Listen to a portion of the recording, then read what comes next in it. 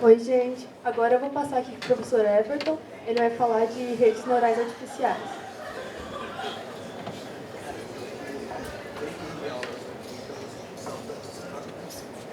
Pessoal, tudo bem? Bom, meu nome é Everton Gago. Eu trouxe uma apresentação mais aplicada, então redes neurais artificiais é um nome bem bonito. Na prática, isso são coisas simples que a gente faz no dia a dia, tá? E aqui na matemática a gente tem um know-how bem grande sobre esse tipo de ferramenta. Eu vou mostrar um pouco para vocês o que tem atrás desses elementos, né? Os fundamentos matemáticos que estão atrás desses buzzwords, né? Como redes neurais artificiais, e como esse tipo de coisa se desdobra nas aplicações do dia a dia para aquilo que a gente usa na internet com frequência, né? Como soluções de tradução. E daí o colega até fez uma pergunta que eu achei bem pertinente, bem legal, e é um recurso muito usado pelo Facebook. E como eu tinha uma palestra preparada sobre isso já, eu posso mostrar aqui como depois uma forma de aplicação. Antes de começar, só contar um pouquinho do que eu vou usar aqui. Eu estou usando o Jupyter Notebook, então eu não sei se todo mundo está habituado com ele, acredito que alguns de vocês sim, mas é uma solução onde eu consigo fazer ali alguma documentação e executar código, tá? O código que eu estou executando aqui está em Python, e depois eu vou compartilhar isso daqui com vocês, quem quiser depois vai ter acesso, tá bom? Redes neurais artificiais são modelos de otimização, então existe lá no passado uma inspiração nos modelos biológicos, mas ao longo do desenvolvimento da ciência, essa inspiração ela passou a ser cada vez mais fraca. E dando, claro, uma prioridade, uma relevância muito maior para os fundamentos matemáticos, né? Para aquilo que a gente consegue aplicar de ferramental matemático para minimização de erro, ou seja, para otimização de modelos. Tá? Eu vou falar especificamente sobre uma abordagem específica aqui nessa apresentação, sobre os problemas de classificação.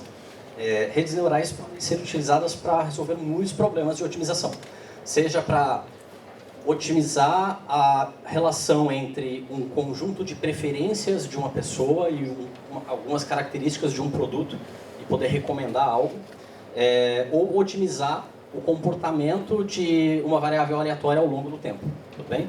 E aí conseguir fazer forecast e previsões, tá?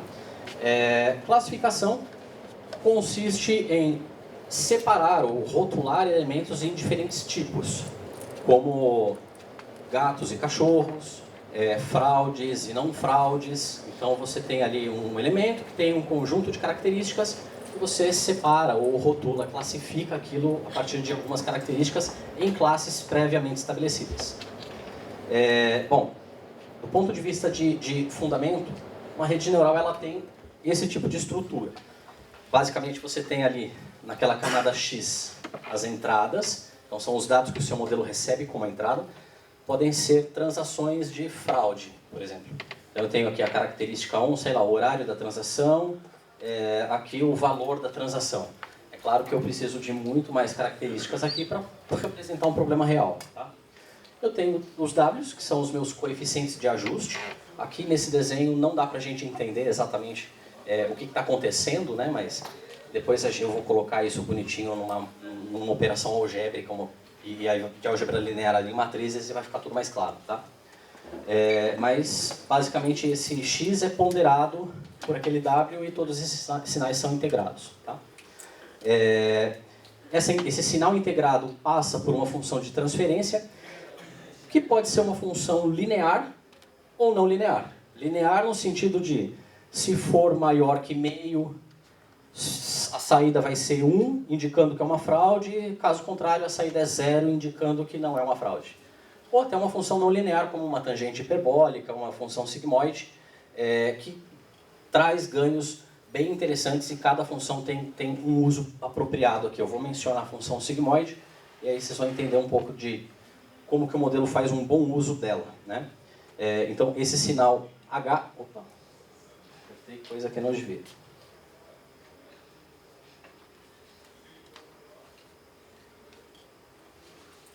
Então, esse sinal H, no fim das contas, passa por uma função que é uma função, pode ser não linear, e a gente chama de função de transferência.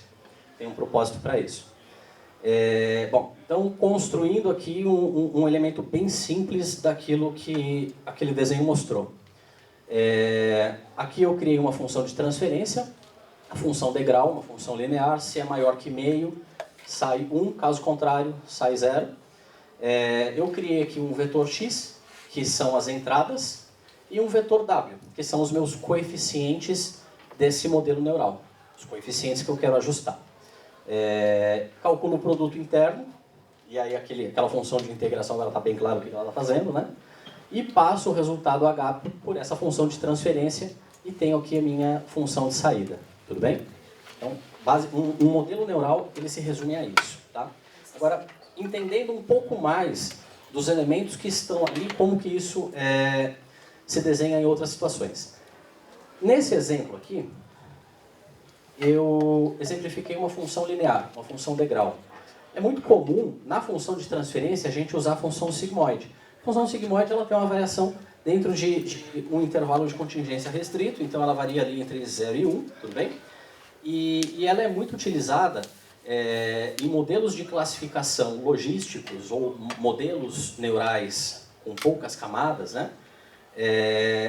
Que me permite classificar o dado e utilizar a informação de saída da função como um fator probabilístico que vai indicar qual é o meu grau de assertividade em relação àquele dado. Por exemplo, a função sigmoide me permite classificar uma transação como fraude e não fraude, dizendo se ela for fraude, qual é o grau de assertividade que eu tenho, o grau probabilístico de assertividade, o grau de confiança de que aquilo é uma fraude, certo?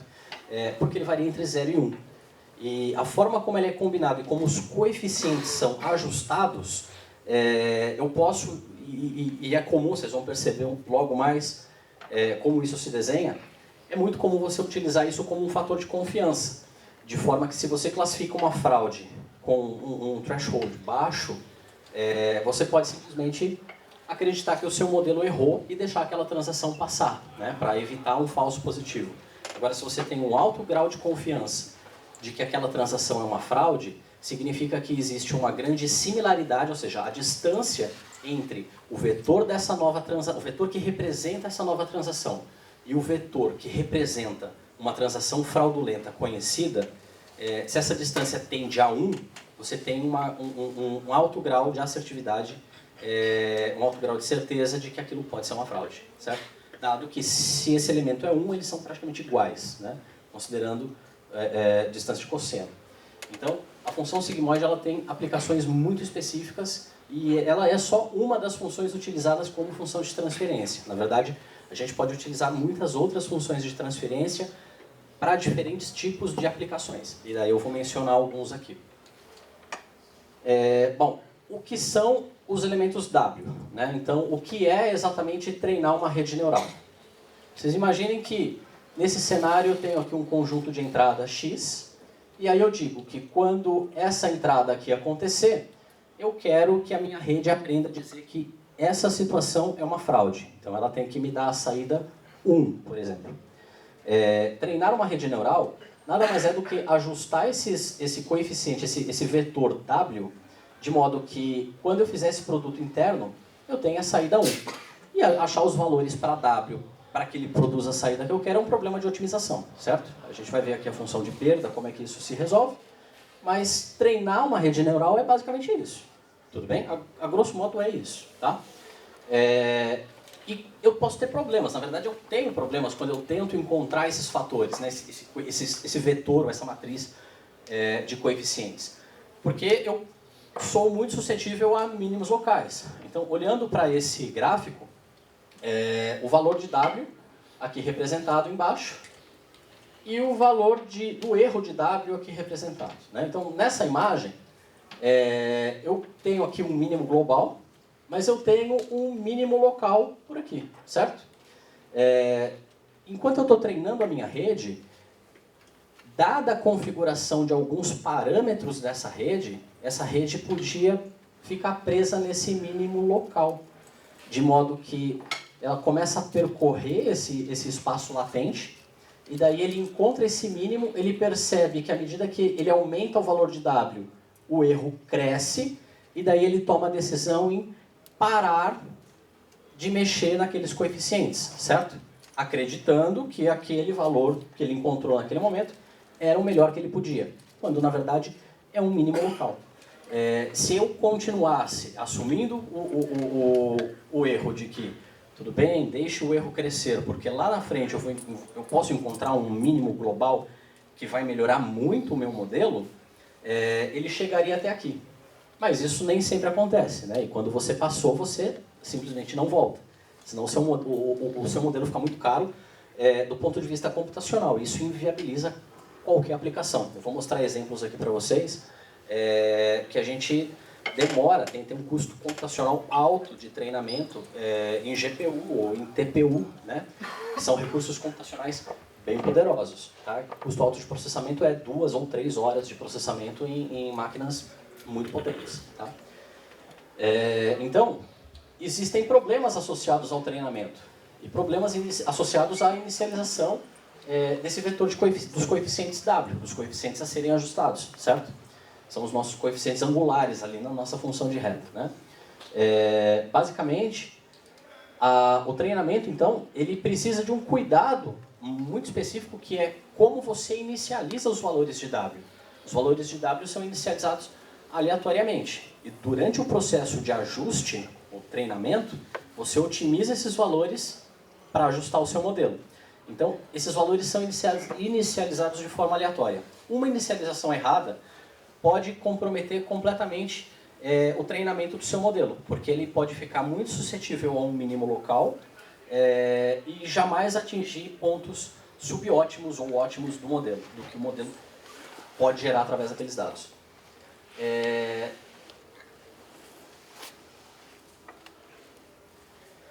Bom, tem um experimento prático aqui. Para a gente conseguir ver muito da aplicação do ferramental matemático associado a isso, tem um dataset na internet, talvez alguns de vocês conheçam, chamado IRIS. Esse dataset ele classifica espécies de flores. Então ele tem 4 medidas de espécies de flores, largura e comprimento da pétala e da sépala. Tá? É um dataset bem conhecido, eu peguei porque é público, é fácil de achar e é fácil de demonstrar o que eu quero demonstrar aqui. Tá? Mas depois eu vou expandir isso para problemas com aplicação real, para tradução de linguagem natural e transferência de estilo. São os 2 notebooks que eu tenho aberto nas outras abas.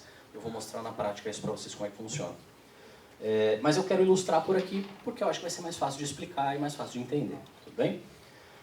Bom, eu quero basicamente classificar os meus dados, então eu quero ser capaz de identificar os dados e separá-los através de um modelo que consiga distinguir uma espécie de flor a partir das larguras de pétala e de sépala, aqui de maneira automática. Bom, eu tenho 3 tipos de flor nesse modelo, então setosa versicolor e virgínica. Só para contextualizar como esses dados estão organizados, então os primeiros 50 exemplos, aqui é um CSV, né? Eu tenho 150 amostras e eu tenho 50 de cada. Tá? Então os primeiros 50 é da setosa, os 50 da janela do meio é versicolor e os últimos 50 são virgínica. Bom, aqui eu consigo olhar para esses modelos e entender, fiz um pair plot basicamente para entender como isso está correlacionado, né?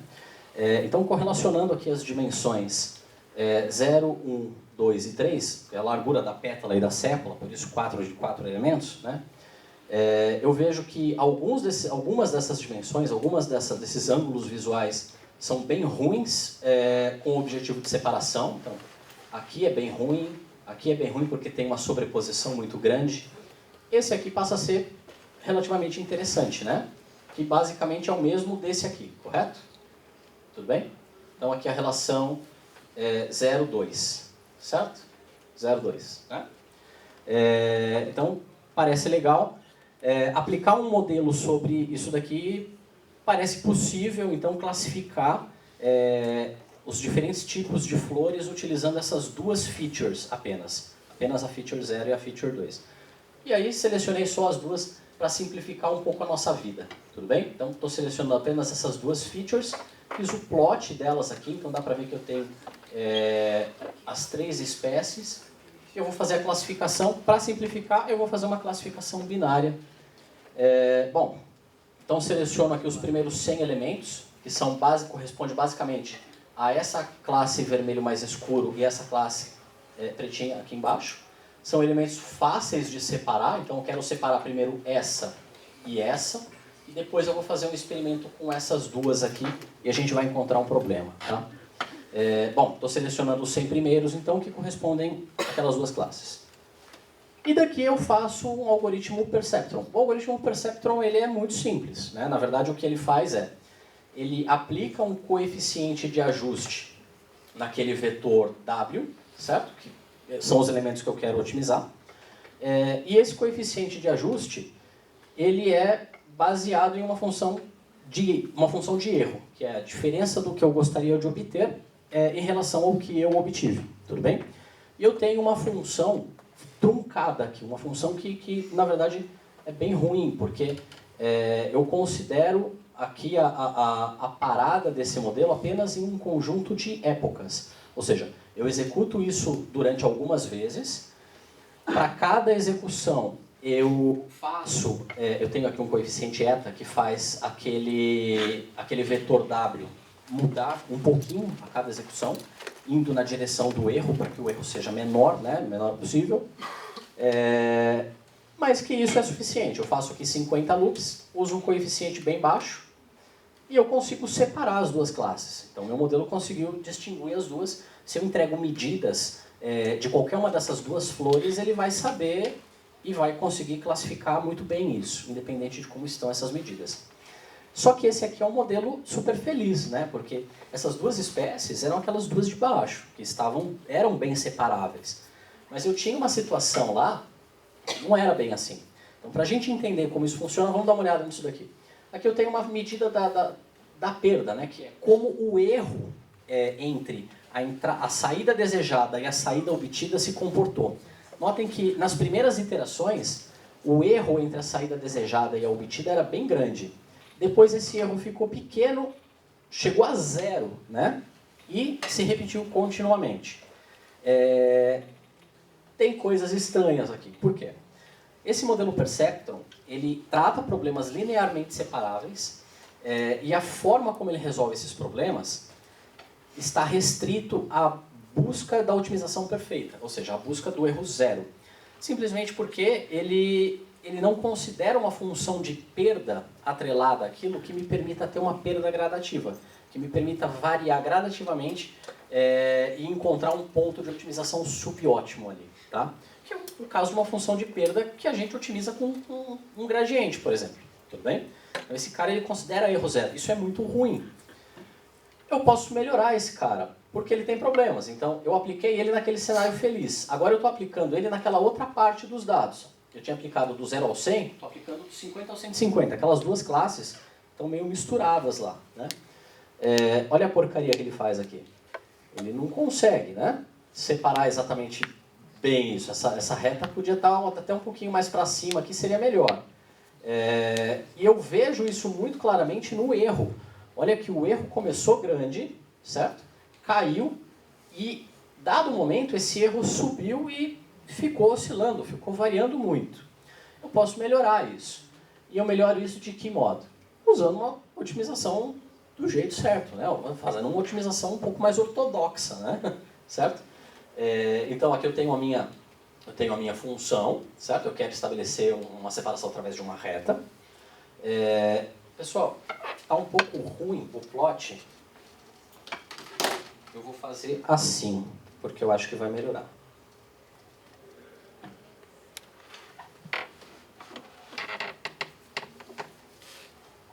Todos conseguem ver aí? Não melhorou muito. Bom, tá aqui, eu tenho uma função de perda aqui, que é melhor.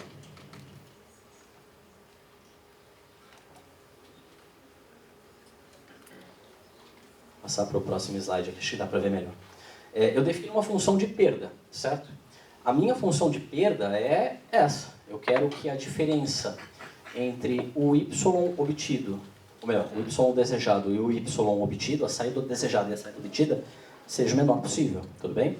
Eu elevo isso daqui ao quadrado, porque eu quero aplicar um módulo, quero eliminar qualquer tendência negativa que existam nesses dados, tudo bem? É um erro quadrático, né? Médio, certo? Então, estou calculando a média geral de todas as entradas e de todos os erros. O erro médio em relação a todas as entradas. Pego aquela minha função de perda, aplico isso em cima da minha função de otimização. Afinal de contas, é um elemento linear, né? Os elementos W ali são os elementos do meu modelo que eu quero otimizar, tudo bem? Tranquilo até aqui, né? Só trouxe isso para uma notação matricial para acalentar os nossos corações e ficar mais fácil de entender isso e lidar computacionalmente com esse tipo de coisa.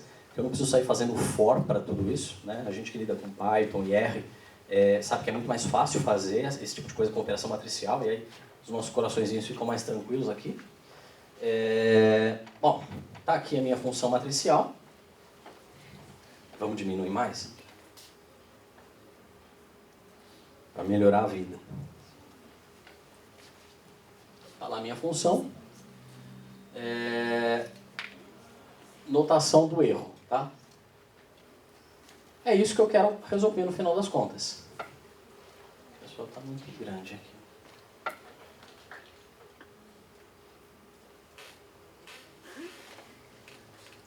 Agora ficou bom de ver, né?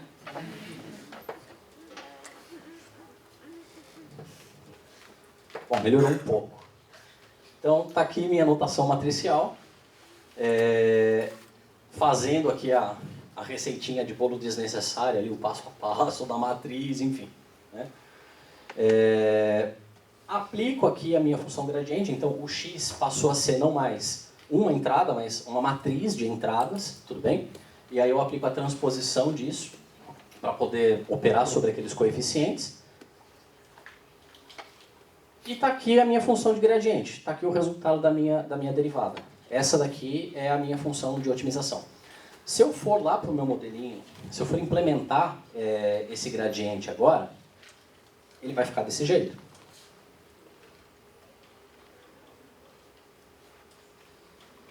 Então lá onde ele considerava um erro igual a zero, ele passa não mais a considerar um erro igual a zero, e ele passa, vocês estão vendo aquela função custo aqui? O gradiente aqui otimizando a função custo? Tudo bem?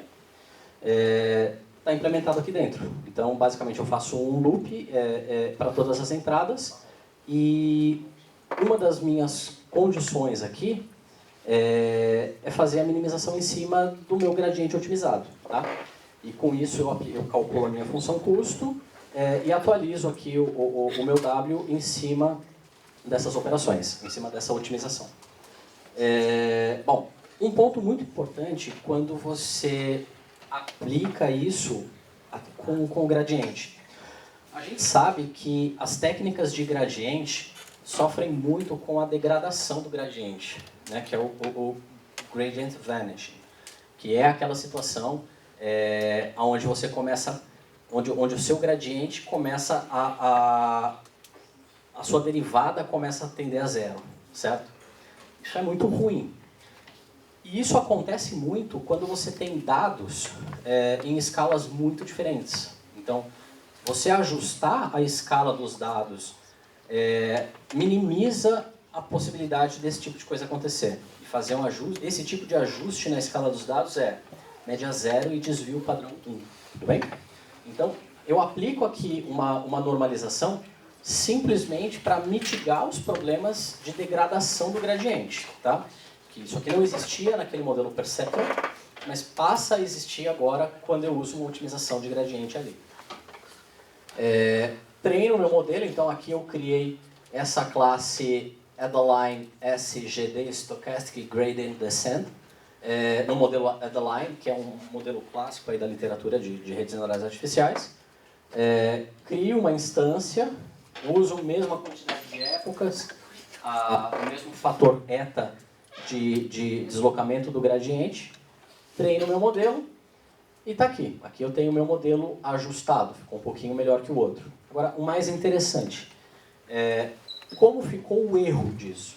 Você lembra aquele erro, o erro daquele gradiente, ou melhor, do modelo Perceptron, quando ele agiu sobre as classes que estavam naquele segundo nível, entre 50 e 150, que são exatamente os dados para onde esse cara aqui está olhando, né? Esse cara está olhando para as classes entre os 50 e os 150. Você percebeu o que aconteceu lá?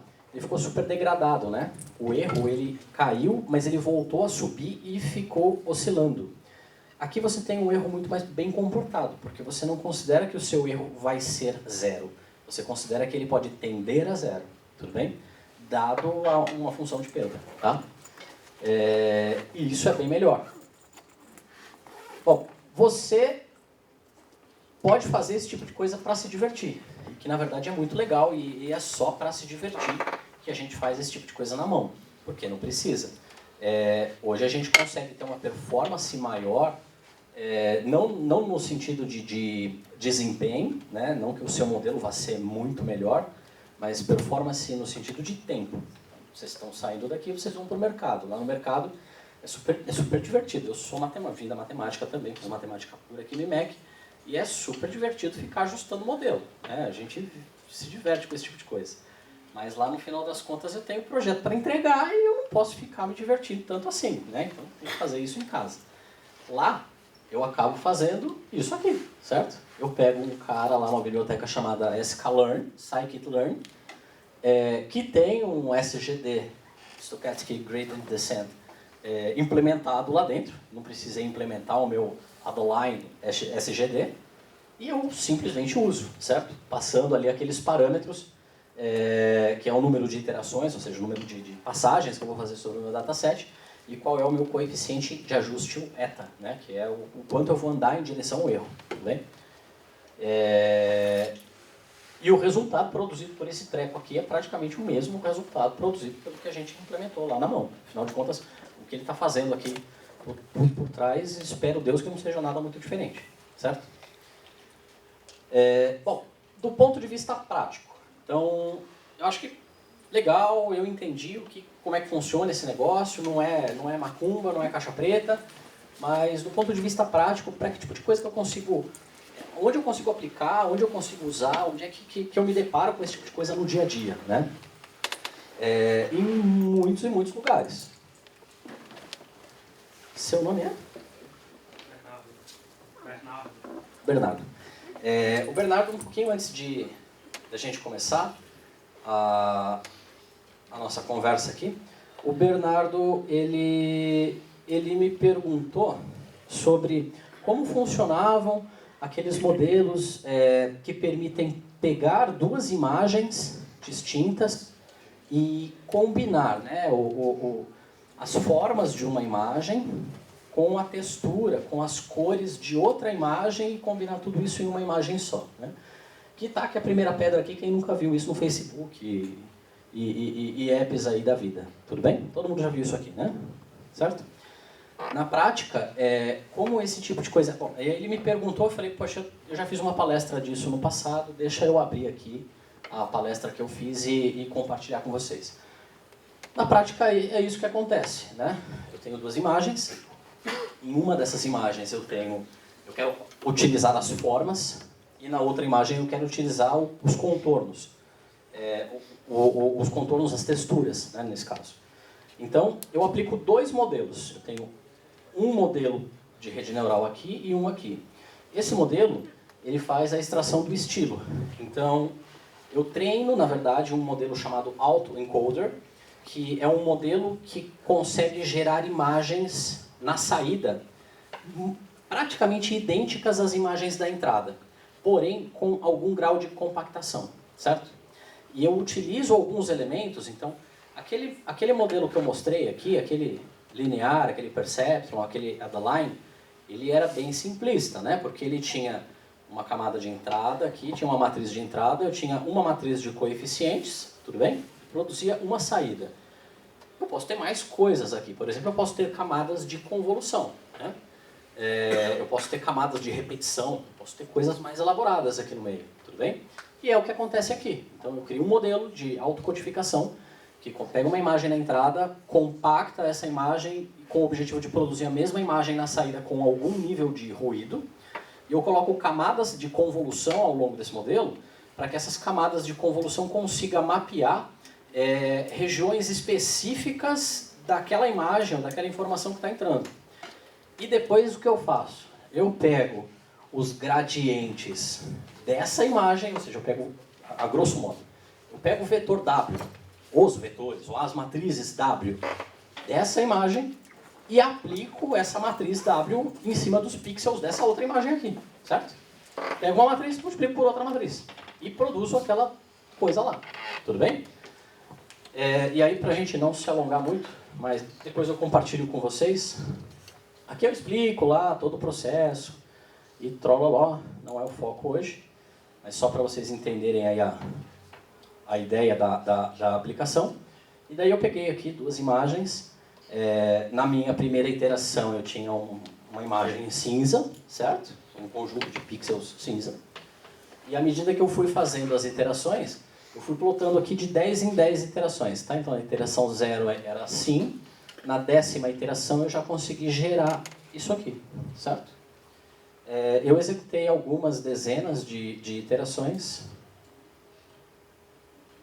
até chegar nisso. Tudo bem?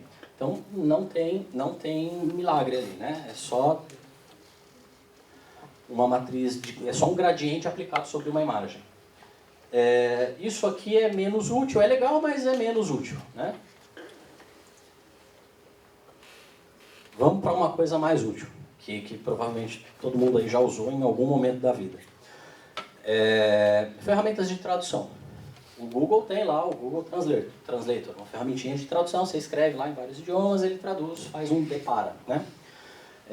Aqui eu implementei um modelinho de tradução para mostrar para vocês hoje. Basicamente, eu uso um modelo de rede neural chamado Sequence to Sequence. Então, eu tenho duas redes neurais encadeadas. Eu tenho uma rede neural capaz de pegar uma sequência de entrada, mapear essa sequência, no caso palavras, né? Mapear essa sequência de entradas em um mapa de encodificação. E depois eu pego esse mapa de encodificação e coloco para uma outra rede neural chamada decoder, cujo objetivo é pegar essa encodificação gerada e gerar uma decodificação em um outro formato. E aí eu consigo fazer o depara de qualquer coisa para qualquer coisa. De um idioma para outro idioma, de um texto para um desenho, de um desenho para um texto, de banana para laranja, certo? Porque eu tenho um mapa de encodificação e decodificação. É isso. São duas redes neurais combinadas. E como que esse tipo de coisa funciona? Bom, eu tenho aqui um dataset que ele tem a entrada do dado, ele tem um arquivo texto, que ele tem o texto em português e depois o texto em inglês, certo? Então, os pares, né? Tem cerca de 100 mil exemplos de tradução. Bom, aqui eu faço uma preparação dos dados para pegar todas aquelas palavrinhas e transformar aquilo em um número, né? Afinal, o meu modelo só vai conseguir lidar com isso sabendo o que é número. Para simplificar um pouco a minha vida nesse momento, eu extraí tudo que era acento, transformei tudo em letra minúscula, só para deixar a vida mais fácil, né? Para o modelo. Enfim, fiz aqui algum tratamento para o vocabulário. Aqui eu carrego os meus datasets de input e de output. Então, eu estou dando o input aqui em inglês e estou fazendo o output em português, tá? Eu faço um ajuste de padding porque a entrada é uma rede neural. Você sabe, então, que eu tenho um vetor de tamanho estabelecido na entrada. Eu não posso ter uma entrada variável, certo? Então, quando eu tenho uma frase muito curtinha, eu crio um padding ali, ou seja, eu crio elementos vazios naquele vetor, tudo bem? Para conseguir lidar com isso, tá? É necessário. O modelo ele ainda é truncado do ponto de vista de engenharia, né? Ó, eu tenho 118 mil exemplos. Eu treinei esse treco com 60 mil exemplos, tá? Simplesmente por custo computacional mesmo. Então, isso daqui levou cerca de 2 horas de treinamento numa GPU. Então, eu usei aqui acho que eu não usei uma TPU, mas eu usei uma GPU para treinar, a GPU do Google, tá? E demorou bastante. O meu modelo, ele é composto por esses elementos aqui. Ele tem um elemento de encoder, que vai receber o texto em inglês, e ele tem um elemento de decoder, que vai pegar a encodificação feita por produzida por esse elemento, certo? E vai produzir a decodificação para português, tudo bem? E aqui eu tenho a arquitetura da minha rede, então esse é um elemento que ele tem as duas entradas, tanto no encoder quanto no decoder, mas ele tem essas camadas densas, são camadas muito parecidas com aquelas que a gente viu no exemplo que eu mostrei anteriormente. Inclusive, eu uso coisas interessantes aqui. Aqui eu estou usando uma função de ativação softmax. Ao invés de utilizar sigmoid, por exemplo, eu estou usando softmax, que é uma função que me permite ter a variação da entropia máxima e aí calcular probabilisticamente a relevância de cada elemento, né? E essa função relu, eu não sei se vocês conhecem, mas ela é uma ótima alternativa para softmax, para sigmoid, porque ela é linear e é óbvio, ela não vai sofrer com degradação gradiente, certo? Então isso é bom, né? Então você tem ganhos ali quando você consegue variar alguns elementos da sua rede neural. Então, estruturalmente, o que está funcionando aqui atrás é aquilo que eu mostrei para vocês. Porém, com alguns ajustes arquiteturais e um ferramental um pouquinho mais sofisticado para produzir a saída que a gente quer. Tá? Bom, aqui tem uma coisa interessante que é legal mencionar. Eu estou utilizando um tipo de neurônio. Aqui é um neurônio igual aquele que eu mostrei para vocês, esses densos. Esse daqui é um neurônio do tipo LSTM. Aqui é CUDA DNN LSTM, né? LSTM é um acrônimo de Long or Short Term Memory. Então, são modelos otimizados por gradiente, só que esses modelos eles não são aqueles modelos feed-forward, que recebem a informação, integram o sinal e passa, como a gente viu. Esses modelos eles têm uma retroalimentação. Então, o sinal de saída dele volta para ele mesmo, e dentro dele ele tem mais do que um elemento de integração. Ele tem alguns, eles chamam de gates, né? São portões que armazenam temporariamente os dados relevantes. E como é que ele sabe se um dado é relevante ou não? Pelo gradiente, né? Um gradiente positivo, grande, contribui muito para distinguir que uma classe é relevante. E um gradiente negativo, grande, contribui negativamente, certo? E com isso ele consegue determinar a relevância das informações que estão entrando e saindo daquilo e consegue saber o que ele tem que memorizar para produzir aquele resultado lá na saída. Então é um trick, né, que a gente pode fazer em cima daquela arquitetura de neurônio tradicional para ter alguns resultados mais interessantes.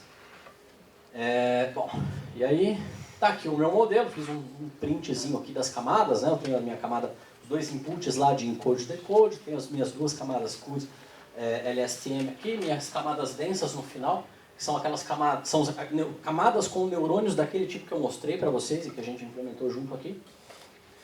Faço o treinamento do modelo. Eu treinei o modelo com 10 épocas, essas épocas demoraram um bom tempo. Eu percebi alguma coisa interessante, que é muito importante mencionar, né? Quando você está treinando, não modelos de redes neurais artificiais, né? Mas qualquer modelo de otimização, você tem uma linha muito tênue entre decorar os dados de entrada e ser capaz de generalizar, né? Então, aqui eu separo, eu aplico uma técnica chamada cross-validation, que é o seguinte: eu separo os meus dados em duas partes, eu treino com uma parte dos dados e valido a acurácia do meu modelo com a parte que ele não está vendo no treinamento.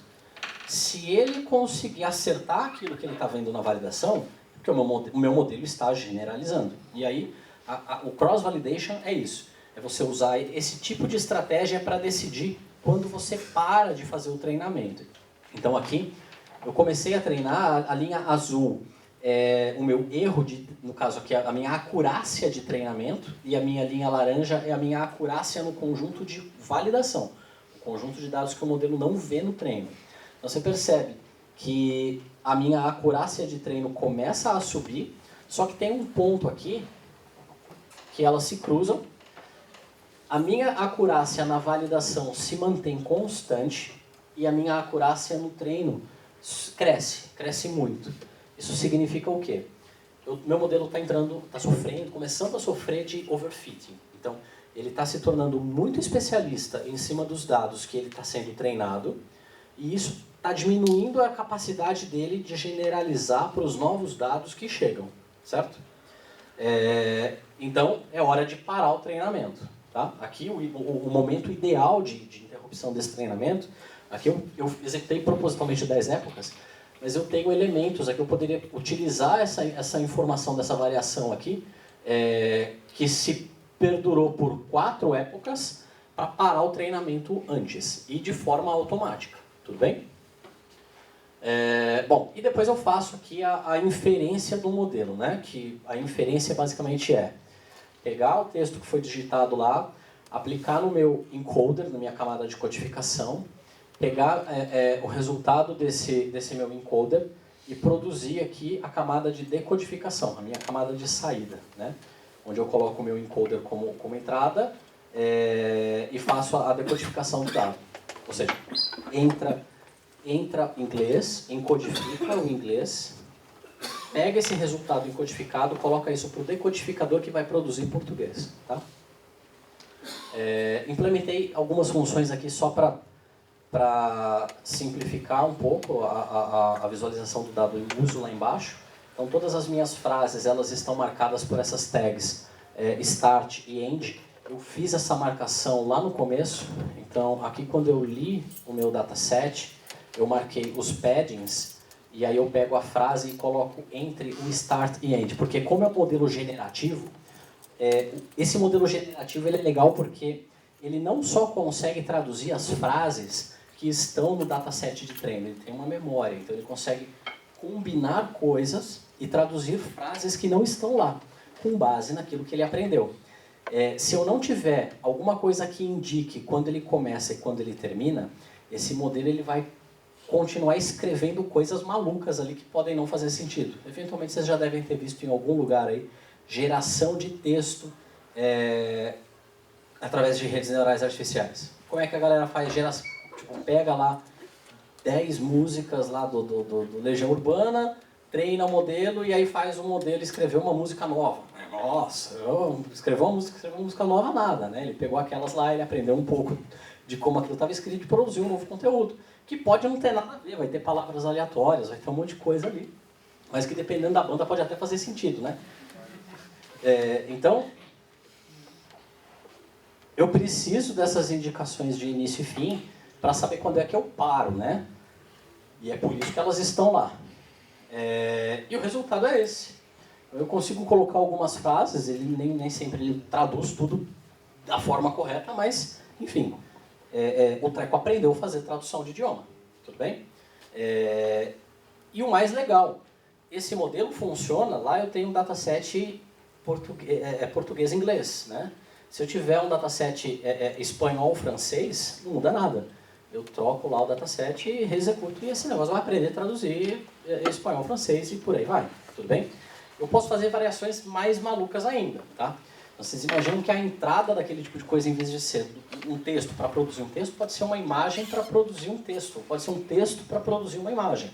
Afinal de contas, esse modelo ele consegue mapear um conjunto de elementos de entrada, sequências de entrada para sequências de saída. E aí, se vocês buscarem na internet, vocês vão ver, inclusive, aplicações desse tipo de coisa, né? da geração de imagens ou geração de código a partir de sketches. Né? Tem um projeto bem legal, depois procurem, é um projeto do Emil Walker, que ele produz a entrada, ele pega um papel e aí ele faz um sketch, né, um rascunho assim, como se fosse vou fazer um sketch de um aplicativo. E aí ele desenha a tela do aplicativo como um rascunho ali de quadradinhos. E daí ele tira uma foto disso, ele pega esse negócio e coloca como input para uma arquitetura exatamente igual a essa daqui, certo? E a saída final dele é o código que produz aquela tela do aplicativo, certo? Agora eu não me lembro se é aplicativo para dispositivo móvel ou se é um HTML, mas enfim, produz a tela, ou seja, ele gera um conteúdo, tá? E nós partimos lá daquele modelo, simplesmente agregando elementos um pouco mais sofisticados e fazendo uso adequado do ferramental matemático. Legal? Pessoal, o que eu trouxe para mostrar para vocês hoje é isso. Acho que tem um tempinho para perguntas, né? Tá bom. Fiquem à vontade. Se ninguém fizer pergunta, eu vou para casa. Você disse que você se formou em matemática pura aqui? Isso. E como foi essa transição? Cara, durante a minha graduação, eu morava com alguns amigos que fizeram computação. E eu me interessei, né, quando eu descobri que o que a galera falava lá na computação em machine learning, inteligência artificial, era coisas fáceis que a gente fazia bêbado com o pé nas costas aqui, né? Então, eu falei, poxa, por que não, né?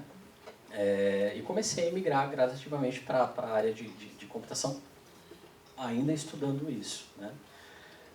Aplicações nessa área.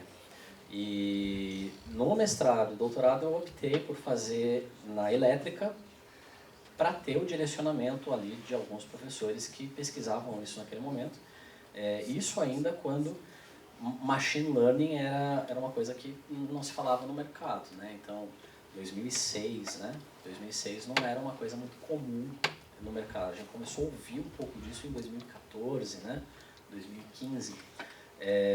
Mas a gente brincava, era divertido, porque na prática a gente não tinha todas essas bibliotecas, né? Keras, não tinha scikit-learn, então a gente se divertia muito mais implementando isso em C. Era legal. Agora a gente resolve mais problemas de negócio e se diverte menos. Então, mas a transição foi bacana, assim.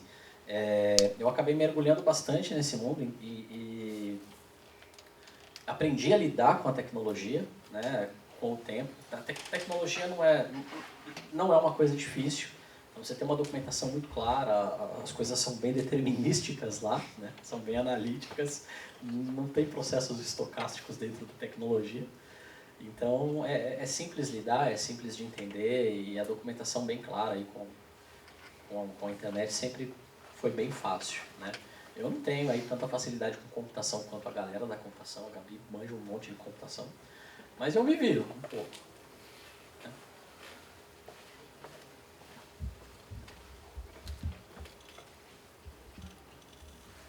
Legal, pessoal?